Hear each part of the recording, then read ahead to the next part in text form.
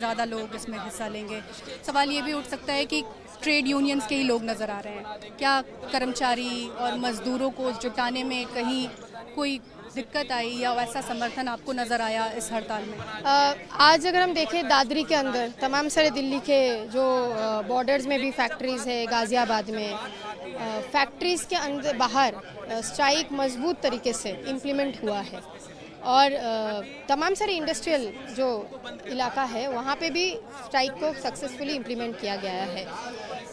Trade unions का इसके में बहुत बड़ा रोल है कि उन्होंने वर्कर्स को साथ लाते हुए बात को समझाने में सक्षम रहे हैं, क्योंकि इस बात को सरकार को चुभा है, क्योंकि सरकार अभी आके बहुत सारी बातें बोल रहे हैं कि स्ट्राइक होने से दिक्कत होता है, स्ट्राइक होने से कहीं ना कहीं हमारा जो डेवलपमेंट का स्थिति है वो कहीं पीछे चला जाता है। सवाल ये है कि अगर मजदूर और द वर्किंग क्लास हमारे देश के लिए डेवलपमेंट के लिए अगर इम्पोर्टेंट है तो उनके अधिकारों पे बात करना भी इम्पोर्टेंट है। अगर संसद से पार्लियामेंट के अंदर वर्कर्स की बात नहीं होगी और ऐसे कानूनों को लागू किया जा रहा है जिसके तहत मजदूरों के अधिकारों को इस देश के अंदर डाइल्यूट किया जा रहा है, तो सरकार का कहना है कि हम ये जो कोड है ये मजदूरों के हित में है, वो उनका एक वेतन फिक्स करेगा, उनके वर्किंग कंडीशंस को बेहतर करेगा, तो उनका भी एक पक्ष है। उस पक्ष को आप किस तरीके? उनका पक्ष जो है वो पक्ष है कि मल्टीनेशनल कंपनीज या जो पूंजीवादी लोग हैं उनके पक्ष को कैसे एडवांस किया जाए।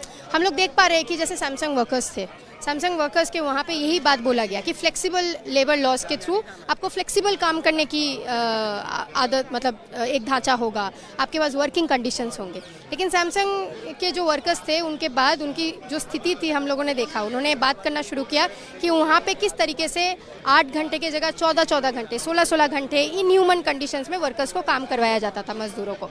उसके बाद उन्होंने यूनियन की बात करने की शुरू की, तो सरकार ने वहाँ बोला कि नहीं, यूनियन आप नहीं ले सकते। कंपनी ने बोला कि आप यूनियन की बात नहीं कर सकते। अब यूनियन से क्यों दिक्कत है सरकार को? यूनियन से इस लेबर कोड के थ्रू, इस लेबर बिल के थ्रू, वो तो ये भी बात बोल रहे हैं कि आप यूनियन का बात नहीं हो सकते। क्यों दिक्कत है? यूनियन का दिक्कत क्यों है? क्योंकि यूनियन मजदूरों का जो पक्ष है वो रखेगा और ये नहीं चाहते हैं कि मजदूरों का पक्ष रखा जाए। अगर मजदूरों के लिए यूनियन होगा तो यूनियन 8 घंटे की काम की बात करेगी। और सरकार इधर क्या बोल रहा है कि अगर डेवलपमेंट चाहिए तो ज़रूरत पड़ेगा तो आपको 20 घंटे भी काम करना पड़ेगा, लेकिन ये लॉजिकल नहीं है। डेवलपमेंट, वो कह रहे हैं कि 3 दिन का वीक ऑफ भी वो प्रोवाइड करेंगे। अगर 12 घंटे वर्क आवर्स कर रहे हैं तो 3 दिन का वीक ऑफ, 3 दिन के वीक ऑफ की भी बात यह है कि 8 घंटे की काम की बात एक ग्लोबल डिमांड रहा है वर्कर्स का और वो चलते आ रहा है। इसको डाइल्यूट करना जिस तरीके से कंपनियां कर रहे हैं, ऑलरेडी हम देख रहे हैं मल्टीनेशनल प्राइवेट कंपनीज में बोल रहे हैं कि आपको ऑफ दिया जाएगा, लेकिन वो किस तरीके का ऑफ है? जो लोग डिजिटली काम कर रहे हैं प्लेटफॉर्म्स में, हम लोगों को पता है कि आपका टाइम इन टाइम आउट नहीं होता है कंपनी में। आप लॉग इन करते हैं, फिर आपका लॉग आउट करते करते शाम का टाइम हो जाता है। आपके लिए ऑफिस का जो कॉन्सेप्ट है वो ब्लर हो रहा है आज के समय पे। आप वर्क फ्रॉम होम कर रहे हैं, आप सुबह 9 बजे लॉग इन कर रहे हैं, लेकिन आपका शाम का 5 बजे काम खत्म नहीं हो रहा है या 6 बजे खत्म नहीं हो रहा है। आप रात तक फाइल्स पे फाइल चेक किए जा रहे हैं, आपके ऊपर ओवरलोड काम आते जा रहा है, लेकिन आप किसी को बोल नहीं पा रहे। और उस ओवरलोड काम के लिए आपको वेतन भी नहीं मिल रहा है, वेज भी नहीं मिल रहा है। आप ऑफिस जाते थे, आपका कॉन्सेप्ट था तो आप 9 बजे जाते थे, आप 5 बजे आते थे। अभी आपकी ऑफिस की कॉन्सेप्ट आपकी घर बन गई है। तो तमाम सारे, अगर डिजिटल प्लेटफॉर्म्स की बात करें, जैसे आप मान लीजिए ओला उबर में जो लोग ड्राइवर्स है या डिलीवरी एजेंट्स है, डिफरेंट फूड प्लेटफॉर्म्स में हम क्या देख पा रहे हैं वहाँ पे कि आपके लिए काम का कोई टाइम नहीं होता है। आपका सवाल ये है कि वो सारे लोग यहाँ हमें क्यों नहीं नजर आ रहे? मतलब उनको आप ये यहाँ इस प्लेटफॉर्म पर क्यों नहीं लेकर आ पा रही? मतलब और साथ ही एक सवाल ये भी कि आप यहाँ किस भूमिका के तहत इस प्रोटेस्ट को अपना एक समर्थन देने पहुँचे? भूमिका बहुत इंपॉर्टेंट है कि हम लोग स्टूडेंट्स हैं, हम यूथ हैं और हमारा मानना है कि अगर वर्किंग क्लास स्ट्राइक पे है तो हमारी जिम्मेदारी भी है कि हम उनके साथ खड़ा रहें। क्यों? क्योंकि हम अपने यूनिवर्सिटी स्पेसेस में देख पा रहे हैं कि कॉन्ट्रैक्चुअल वर्किंग सिस्टम बढ़ रहा है। हमारे यूनिवर्सिटी स्पेसेस में यहाँ आसपास हम देख पा रहे हैं कि हमारे जो मजदूर हैं, वहाँ पे वर्कर्स हैं, उनको उनका अधिकार नहीं मिल पा रहा है। वो बेसिक उनका ह्यूमन कंडीशन नहीं है।